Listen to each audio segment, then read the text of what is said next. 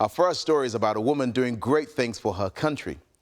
Obioma Imoke is the First Lady of Cross River State, Nigeria, who has a passion for her people. Here's a look at the amazing things that are taking place in her state.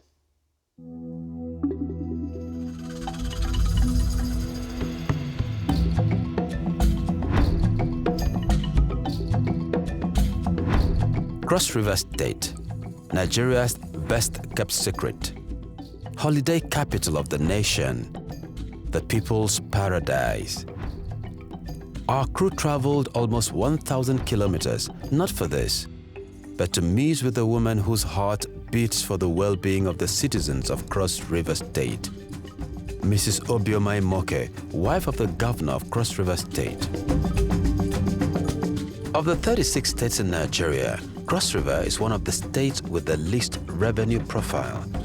But Obioma believes that the women and children of this slice of heaven deserve the best, no matter how lean the resources. If you can't notice At the inception of her husband's tenure as governor, Mrs. Imoke says God gave her the marching orders.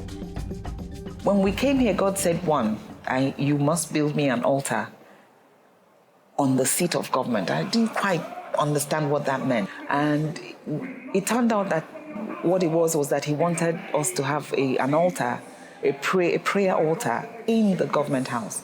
And so we did that. We used the hall, the banquet hall in the government house, and we have church there. And it's called the church at Hefzibah. And it's a praying church. We just pray for government, we pray for the governor, we pray for the people of Cross River State. Being wife of the governor is one thing, and knowing what to do is another. Since the Constitution of Nigeria has no provision for office of the First Lady, Mrs. Imoke had to find creative ways of affecting the lives of the people. I have a passion for children. I have a passion to see women loosed from poverty, loosed from constriction, loosed from a lack of knowledge. So I said, okay, why don't I focus on women and children issues and see how I can help to alleviate those restrictions and sufferings. And so, Obioma set up an organization to help coordinate her programs for the women and children of the state. Power, partnership opportunities for women empowerment realization. It's an initiative that we came up with to put more money in the hands of women. Again, power is not about teaching people new stuff, it's about helping them to add value to what they do.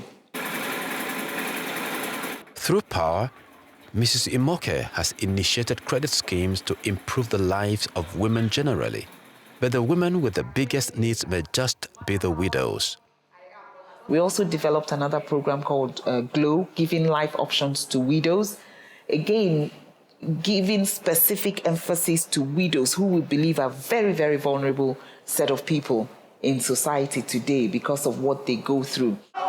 GLOW is working with the government of Cross River State to provide microfinance to the widows for small-scale businesses. We're looking at over 6,000 widows who government have specifically empowered through their conditional cash transfer project.